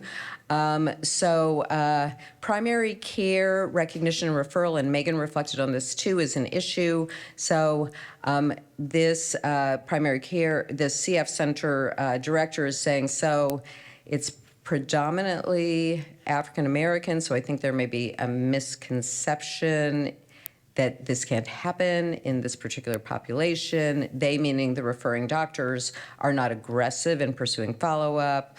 And this may have been public health people. I can't remember. I have to say that. A lot of pediatricians don't believe Hispanic parents can have CF. So it may be if only one mutation is picked up, and that's one, that should be a positive test, they may drag their feet about referring the kid because of this misconception. You've already heard this, but it is known within the public health community as well. Socioeconomic status, definitely a barrier to being able to get somewhere quickly. It doesn't matter where that somewhere is or how important you think it is. Distance to testing, and then availability of transportation. So these are issues that I think we haven't discussed enough, and that we need new tactics to beyond the analytics, which you've heard a lot about and which are extremely important, because if you don't have a positive newborn screening test, you are not going to get the follow-up, but the follow-up has problems as well. So Megan just gave a whole talk about this, so I just want to reframe this a little bit using a quote from this qualitative research that Marcy led. So this is a CF Center director they've got a really, really great relationship with their state. They do a really good job. But the quote is, I can't think of a single instance in the last couple of years where a child who we were notified about having two known disease-causing mutations was not rapidly referred if the pediatrician or the family expressed an interest to come to our center. And so Megan showed you data looking at who would have a false negative based on one variant, but this is how many people would have two variants, and therefore you will probably see that patient later, either because the state's not calling you or because you have triaged in some way to make sure you have enough sweat tests, right? So here again, you see California's pretty low here. Oopsie. Let me go back to that one. Illinois, where Dr. Octor and I live, is pretty low as well. And then I will also point out, and this is, I think, obvious to everyone, but the states on the far right side are doing a good job. They have very predominantly white populations, and population shifts are occurring. There's a lot of migration now, and there's a lot of mobility in our society, and people are going from states where they may be treated worse by policy to states where they may be treated better. And again, this is just a summary of what Megan already showed you about how many kids we would miss on average. And so you really need to look at how your state is doing this and how many you might miss. And then Stacy Martiniano also showed this, which is that this median age at first event really has a long-term influence on nutrition, and that drives health in cystic fibrosis. So in preparation for this talk, pulled some data. Thank you to Runyu Wu and Alex Albert for doing this. This is really hot off the press to the extent that I couldn't figure out how to put interquartile ranges into an Excel spreadsheet. So if anybody has like a medical student who wants to work with me, I can do this, but I did write them. So we continue to do better. Everyone is being diagnosed earlier, but we still have a 10-day gap. It's exactly the same. So again, maybe quality improvement, but persistent disparity, the disparity gap is not closing. And if you look here in subgroups of, there's overall white and not Hispanic here. Not white and Hispanic, just as Megan told you with data, she hasn't seen this data, but this group continues to be diagnosed much later. Also white Hispanic, non-white Hispanic, here Megan, you can take your picture, is there, and so my bar got messed up here. But anyway, this is still a substantial part, about 20% of the US population who is going to be diagnosed late and at very high risk of being diagnosed at an age where they will have persistent nutritional deficiency.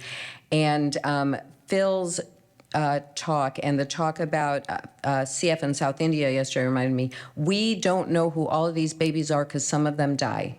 They can die of hyponatremic dehydration. They can die of intracranial hemorrhage. Your kid comes in coding with one of those things in the emergency room. The first thing they're going to do is call Child Protective Services. You may not even get a genetic test or a full autopsy if you die of those things. We don't know that. I'm hoping we can look into that. Now, this is also hot off the press, and the long title is Parents' Awareness, Understanding, and Experiences with Newborn Screening with an emphasis on cystic fibrosis. We submitted this as an abstract to the Pediatric Academic Society's meetings on Tuesday, this is a general population survey. And we had about 1,700 parents who participated in this. And so we asked them some questions about cystic fibrosis. So have you heard of cystic fibrosis before taking this survey? And we explained what it was before this question. So it was 87% of white non-Hispanic parents. And these are all people who had children. It's a nationally representative sample. Latino, Hispanic, or Spanish parents, it was 66%. Black parents, it was 68%. Asian parents, it was 63%. So now think about, even if you do have a positive newborn screening test, how that confuses you, how you may not recognize what that is, or where it's serious, the lack of information that you may get from whoever notifies you about that. Do you recall having your youngest child having a newborn screening test? And did a healthcare professional explain that to you? There was no difference between that group. So people are learning a little bit about newborn screening in practice. Although I would point out that the other way to flip this is, a lot of people don't, 25% or more don't actually remember that. So that's also a barrier if you receive a true positive or a false positive, any positive newborn screen. So, in conclusion, in my double fast time, Age at First event is a compound measure of timeliness of follow-up and treatment of an infant with CF. It's associated with better early CF outcomes, and we know that those are associated with later health and survival. So in another 20 years, I hope that I'm not submitting a paper about, yes, editors of general pediatric journals, this is fatal because basic CF care helps. Early enzymes, early salt, early airway clearance, they help. They help for a long time. We saw life expectancy go up a lot before we had modulators. Those of us who are out of a certain age remember that. We're making progress, we're improving, but we're not improving the disparity. And we have to focus on all of these things that can reduce disparities. And so one of the things that happens to me a lot is when I'm sitting hearing about systemic racism, structural racism, looking at the politics in our countries and others, I can feel overwhelmed. I can feel really despair.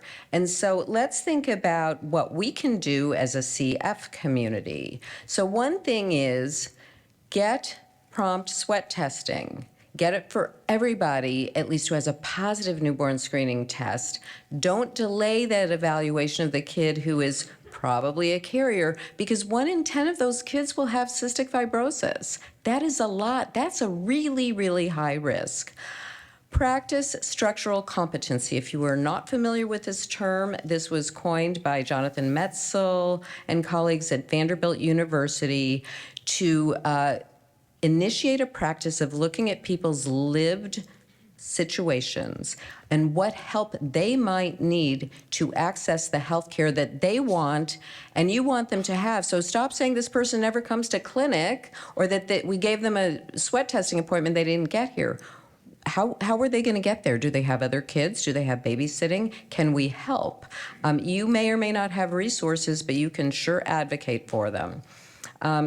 Yes, teach your referral sources about the importance of timely evaluation for CF when a newborn screening test is positive.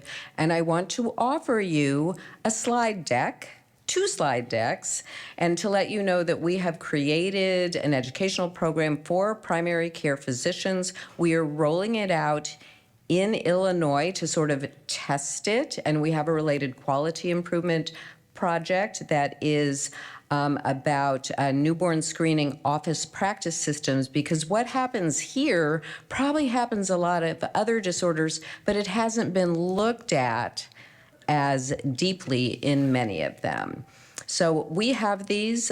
They were funded by your federal government, the Centers for Disease Control and Prevention, and you can have them and you can use them to give local lectures. I gave one to our Division of Community-Based Primary Care a couple of weeks ago. So use what you have. We know, one of the reasons we do newborn screening is we know we couldn't teach people to do early recognition of cystic fibrosis, but we can at least help them recognize that there are false negative screens, and a baby who is falling off their growth curve could have CF that was missed, right, Cambry? So a sweat test is actually pretty easy to do, and it's super accurate. So, and then, of course, and we've heard from Megan so profoundly, we have to advocate for more inclusive CFTR variant detection. And so I want to thank a huge team of people who have contributed to this work, and I want to thank my funding sources, the CDC, the Cystic Fibrosis Foundation, and the Rosenow Family Research Foundation, which used to be called the Legacy of Angels. So, and I also just want to tell you that the Rosenow family founded this foundation after working the Powerball lottery. So play Powerball, and if you win big, fund equity research. Thank you. Thanks, Suzanne. We're going to hold your questions till the end soon. Thank you. So we're going to also hold questions till the end. Please feel free to come up at the end and speak to the speakers. Our last speaker is Dr. Deanna Green. She's an assistant professor of pediatrics at Johns Hopkins All Children's Hospital. And we're going to switch our focus slightly and look at one of the consequences of newborn screening, which may become more common with even further expanded CFTR panels, and hear about the new CRMS guidelines.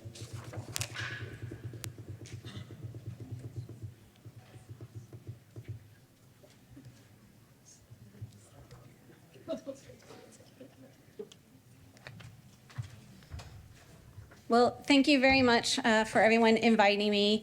And I am coming to speak on behalf of the CRMS Guidelines Committee. Megan gave you full warning to buckle up, and I'm giving you even more warning that we're getting ready to do a U-turn, and put your harnesses on, because this is going to be a roller coaster, because we don't have time. All right, we're going to use this. Or not. Okay, I have no disclosures in this presentation. The CFF does have a conflict of interest in one particular interest of this. In background, early CF diagnosis through newborn screening has been associated with better outcomes. You've heard that ad nauseum. The expansion of CF newborn screen has been associated with an increase in the number of infants with a positive but inconclusive diagnosis. And we're not really going to discuss other forms of CFTR-related disorders. This is going to focus on newborn screening only. That is termed CRMS, the CFTR-related metabolic syndrome.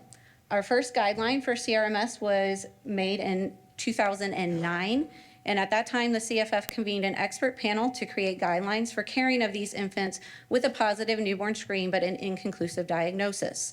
CRMS was coined here in the United States, does not imply that you actually have CF, and it includes infants with mutations of unknown or varying clinical consequence.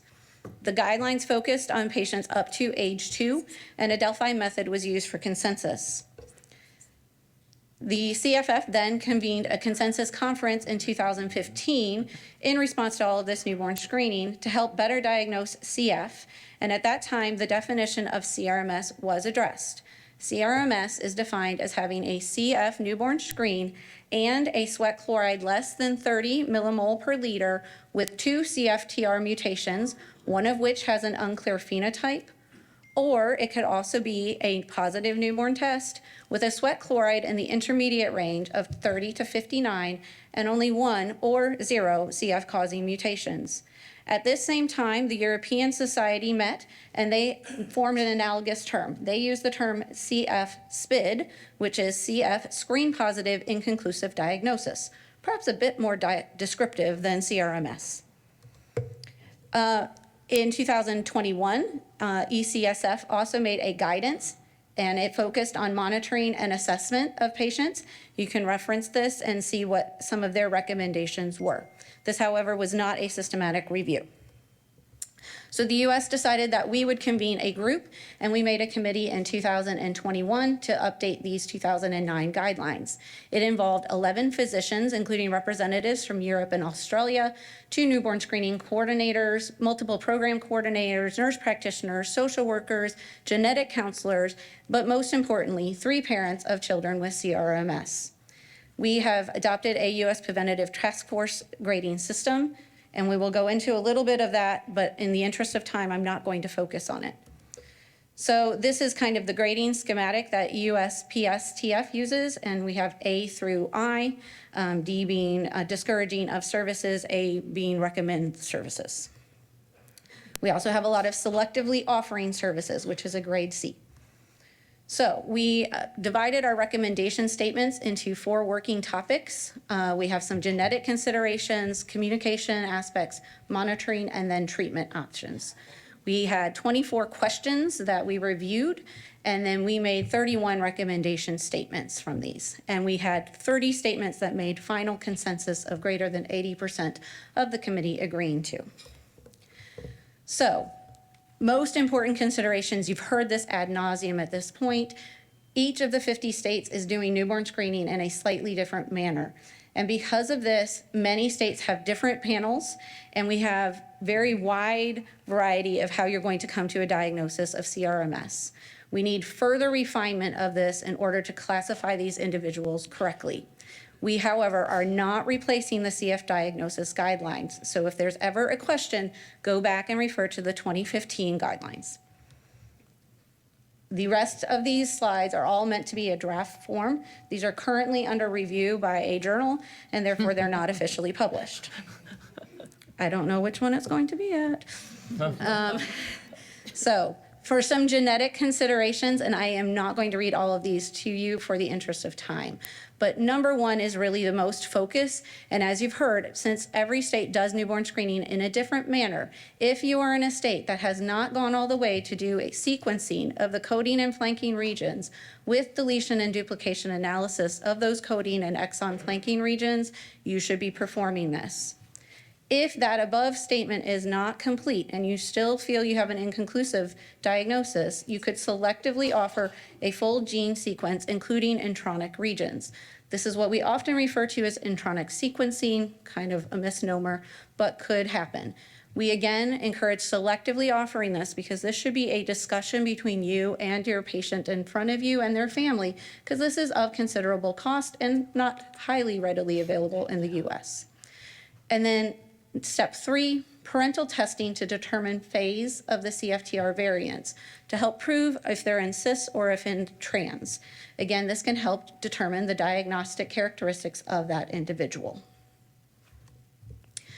We also heard back from the community that you all were very confused as to who should be seeing these patients. Does the entire team need to see some of these patients? So one of our recommendations is that healthcare professionals providing genetic counseling should have training and or clinical expertise within CF and genetics. A licensed certified genetic counselor should be accessible to the families for further support, including discussions. However, you could always have your CF team be providing a lot of this, but always have the support of a genetic counselor.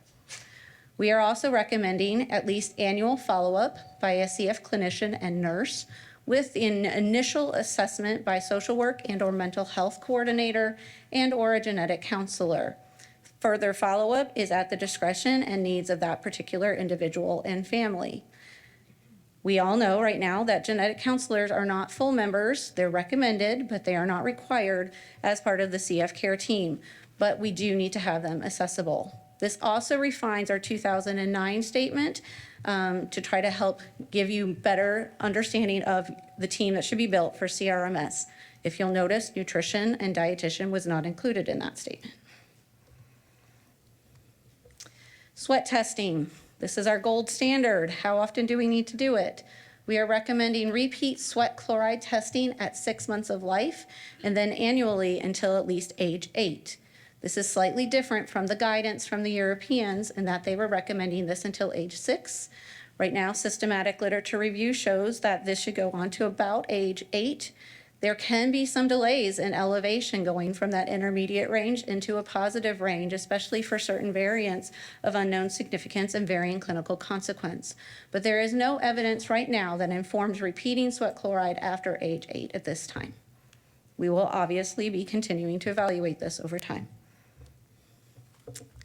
Other laboratory evaluations. We are erring on the side of less is more. And so less over-medicalization of this particular population. Your standard is sweat tests, do sweat tests. So you can selectively offer routine cystic fibrosis respiratory cultures as they are seen in clinic, so annually or as indicated. The 2009 guidelines had suggested that we should do this regardless of any symptoms at each visit. The European guidelines said when clinically indicated, so this is more in accordance with theirs. We are recommending fecal elastase at the initial assessment. Further testing is at your discretion when clinically appropriate. Again, the European guideline had recommended at the initial visit and again at 12 months. This could be beneficial if you have incomplete genetics. Again, you're in a state that only did one particular mutation. Pancreatic sufficiency is more commonly associated with CRMS, and therefore, if you had a pancreatic insufficient patient, you may be wanting to reconsider your diagnosis. We're recommending against any other laboratory evaluations, such as fat-soluble vitamin testing, liver function testing, glucose monitoring, or blood counts. We are also recommending against PFTs at any age. This is slightly different from the Europeans who recommended it at age 6. We're recommending against routine chest radiographs as well. This is also similar to the Europeans. We have no evidence to support routine imaging. The Europeans did, however, make a recommendation for use of chest CT at age 6. Our committee, however, was unable to come to a consensus regarding this and therefore are not providing any recommendations regarding chest CT. We are recommending some standard CF infection prevention and control guidelines within your healthcare systems. You can also selectively offer inhaled antibiotics for the treatment of Pseudomonas.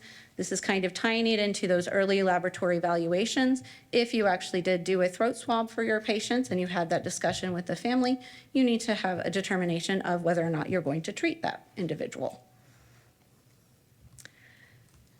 In terms of nutrition, we are recommending that for those with adequate growth, that they continue with nutrition management under the direction of their own primary care. Every patient should have a primary care provider, so they should be able to follow this. But if they're starting to have a downward trajectory, then they should be seen by a dietitian who has experience in the management of CRMS. We are recommending against salt supplementation for this group of individuals with CRMS. Right now, there's no evidence that they would need salt supplementation. They also do not need fat-soluble vitamins. We are recommending against the use of routine airway clearance for people with CRMS. Those with new respiratory symptoms, however, should be selectively offered the use of airway clearance. This is something that, again, will lead to some shared decision-making with you and the patient's family to determine what would be most appropriate for them. We would also suggest that you use the least burdensome airway clearance for them. This can usually be easily taught to families and of lower costs. We are inconclusive as it comes to use of any other medications to treat respiratory symptoms of CF, such as Dornase alpha, hypertonic saline, and or 3 times a week use of azithromycin. There have been no studies looking at the benefits of any of these medications within CRMS. These will add to additional medical complexity and cost, and therefore really will need a conversation amongst you and the family. We are recommending as a committee against the use of CFTR modulators for this population. If you are considering modulators, then once again reassessing the diagnosis and making a determination regarding CF should be entertained. So So there's lots of communication psychosocial recommendations. This is a diagnosis or designation that comes with a lot of anxiety for these families. So healthcare professionals need to assess and consider the social determinants of health that could influence the understanding and psychological impact of this diagnosis. We should also tailor communication about CFTR variants based on that shared decision-making to help minimize any psychological, cognitive, or other barriers to the processing and understanding of this extremely complex genetic information. The vast majority of us in this room probably don't completely understand this genetic information. Trying to relay that to a parent can also be very anxiety-provoking. We encourage you to provide clear, concise, consistent, and timely information about the uncertainty related to CRMS and use family-centered communication strategies to relay this information. We also encourage gradual, clear, and consistent verbal and written developmentally appropriate education surrounding this. See Susanna. We also need to help identify our primary care providers and other health professionals that are involved in the care of individuals with CRMS so that they can also receive accurate and up-to-date information about this particular designation, their management, and most importantly, their state's newborn screening. If you didn't get anything out of this whole talk, know what your state newborn screening is and help relay that to further people involved in the care of these individuals. We do have some mental health recommendations as well. I'm going to gloss over these, but these are for any patients that will continue to be followed in your clinic at a later stage. So this is a proposed follow-up draft idea of what we are hoping to accomplish with all of these guidelines. So in final consideration, the European guidelines were more of a guidance, and they did have some discussion on discharging from the clinic. We are not specifically stating that. We do, however, note that there's no evidence suggesting further testing for monitoring after the age of 8, and it becomes very important to have discussions with your family regarding signs and symptoms to monitor should you actually release them from your clinic. This is the most important. Again, those signs of failure to thrive, not gaining weight, any signs of malabsorption, chronic sinusitis, severe asthma, these may be all reasons to come back to the clinic if you actually did release them. The European guidelines also had some discussion about development of CFTR-related disorders. These may be very dependent on the specific variants and mutations that you are talking about, and we felt that it was outside of the scope of this guideline, and there is no research to date that does describe whether or not CRMS goes on to develop CFTR-related disorders. So in summary, CRMS is a common outcome of CF newborn screen. I wouldn't label this a false positive, but taking that U-turn, we were talking about a lot of false negatives. This is somewhat false positive. If you are including more variant panels in your, I'll go back, but if you're going to have a larger variant panel, then you're likely going to pick up additional CRMS patients. This will greatly increase within your state if you do that, and you need to have a plan on how you're going to follow these patients ahead of time. So with that, I hope I bought us back a little bit of time, and I'm going to have any questions or open up our panel.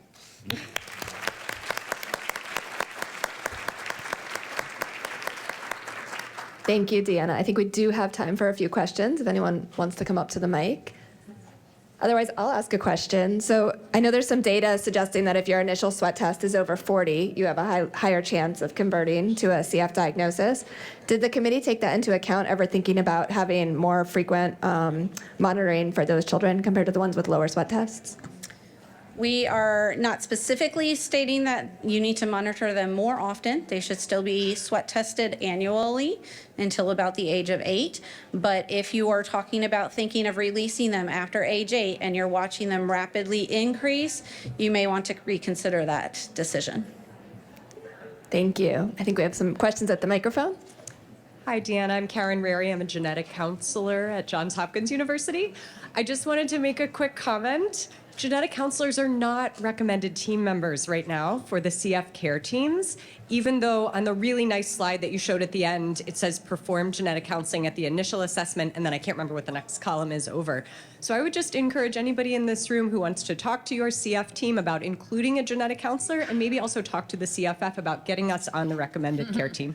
Sorry, it's a comment, not a question. It's a great That's comment. okay. Thank you. And to further comment on that, I do think Yeah. the care models and the Yeah. changes in care models are assessing use of genetic counselors. Yeah, actually, I'll clarify one thing. It's actually not even just recommended, it's the staffing requirements, right? So for like, there are staffing requirements for RT, RN, et cetera, for accreditation. But Karen, you're right, we currently do not have any staffing requirements for genetic counseling. And maybe with the rise in newborn screening and in the increase in genetic testing, that's something that we should definitely try to talk with the foundation about. Phil Farrell, just a quick comment. Journal of Cystic Fibrosis has an article that's either out or it's coming out soon on the risk of the development of a CFTR-related disorder in patients with either CF SPID or CFTR heterozygote carriers. In addition, Terlizzi has an article that I think is out now on treatment of patients with CF SPID using CFTR modulators. These are interesting papers. Thank you. We'll be happy to read them. Just a quick question on ethnic groups. I think when you say Asian, you include South Asia and East Asia. South Asia would be India, Pakistan, Bangladesh, Nepal, maybe Afghanistan. East Asia would be Malaysia, Indonesia, Korea, and so on. And they are not the same. And my reference is Ronnie Cheng, the stand-up comedian, reference the Daily Show. So just like the Hispanic ethnicity is so heterogeneous, like lumping like people into a group that is Asian is like really crazy because it's so much of the world and they're so different from each other. And we really do need to do a lot more research here in the United States and really tease these groups out. We also need to do a ton more work internationally to really do and figure out what variants are we missing. And it is the CF Foundation is really wanting to work on this, and we want to partner with people. And so please reach out because this is a really high need to really understand how groups and variants vary. So thank you. Hello, my name is Davina. I'm a parent of a child with cystic fibrosis as well as an older daughter without. I don't know which panelist would answer this question best, but it is a question in regards to newborn screening, parent education, and transparency. So as a parent of two children, one having cystic fibrosis, I never saw any of either of their newborn screening results. I was just told what my daughter's mutations were. Never saw our older daughter's results either. Is this common practice that parents don't get to see the results? And then what is the reasoning for that? And also, how can we help with parent advocacy when you think that there might be something wrong with your child, but you have no evidence to be able to support that? And then finally, does the newborn screening committees or programs, how long do they hold those screenings for? And can somebody get access to it after several years of not seeing those results? Thank you. Oh boy. So I think, to start it off, I think that a lot of newborn screening was not done in coordination with parents, especially around the communication, and that we have identified that like we have really failed on like doing clear communication and giving families their own data back to them. So we, I think, are at the stage of trying to get states to identify that this is a problem. So Marcy, who's behind you, is doing a really great job of working with states and on two different areas, and one of them is communication. And so, and really trying to get states to figure out in their own regard, like, how are we really not doing communication correctly? Because it really needs to be clear, timely. Parents need to have that data. And then talk to us afterwards about what state you're in, and then we'll be able to get let you know what about your information. So I'm gonna Okay, thank you. I want to follow up with a few things. First of all, the problem again. Remember that it's totally there. There are like about 37 different ways in how newborn screening is done, and the only reason it's not 50 is because some states share the same lab. So it is very state dependent. But also, even the reports themselves for the physicians themselves are extremely opaque and difficult to read. So, but I think all your points are really important, and it is something that the foundation is working on, and as Megan said, Marcy is working on as well. So, trying to both make it more easy for PCPs to understand and for parents to have access to that information. Perfect, thank you. And I do have some more personal questions that if somebody was willing to stay behind and talk to me about, I would love to have that opportunity. Yep, great. Okay. So I have some, this is Marcy Sontag from the Center for Public Health Innovation, and I have some things that maybe ties together quite a few of our topics today. Thank you all for a really great session. We are, under Susanna's leadership, we are working on these collaboratives. We're working on getting data from both newborn screening programs and from CF centers. We have them in state reports. Hopefully you have seen them. If you haven't seen them yet, talk to your state newborn screening program. New reports are coming out shortly. And this highlights the importance of what Stacy talked about the partnerships with your state newborn screening programs. Please reach out to them and connect and get that data. And we're continuing to improve it. New reports will be coming out after the first of the year. And that highlights some of the stuff we've been talking about with Megan. If you looked at that report and said, oh my gosh, her presentation was great. How can I see what my state, how do they perform? Would we perform across all these different algorithms? Megan and I are going to partner to use her data and our data to actually show that. So in your state report in 2024, you'll be able to say, oh, look, how would my state, based on the kids who live in my state, how would they do with a 23 mutation panel, a 400 mutation panel, or the 900 mutation panel? So maybe that's it. Oh, and the last thing, the report data, we're actually looking very carefully at that to get that back to families and to pediatricians, and we're going to be doing much more with that in the coming 6 months. So thank you. I just wanted to comment on education of the general public. So I showed some data about gaps in knowledge, and that's preliminary to creating some educational materials that will be vetted by focus groups and things like that. But I would just say on a personal basis, I think, you can get all your medical test results by federal law even before your doctor sees them, which can cause some awkward moments for us, but it's the right thing to do.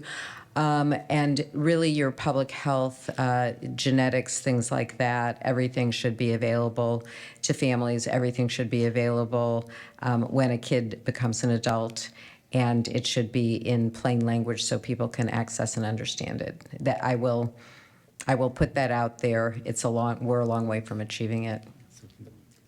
Thank you so much, Susanna. I think we're going to have to conclude. If you have additional questions, feel free to come on up. I just want to say thank you so much to all of our speakers. Cambry, thank you so much for traveling here to share your story. It's really going to make a difference for people. And thank you to everyone who attended.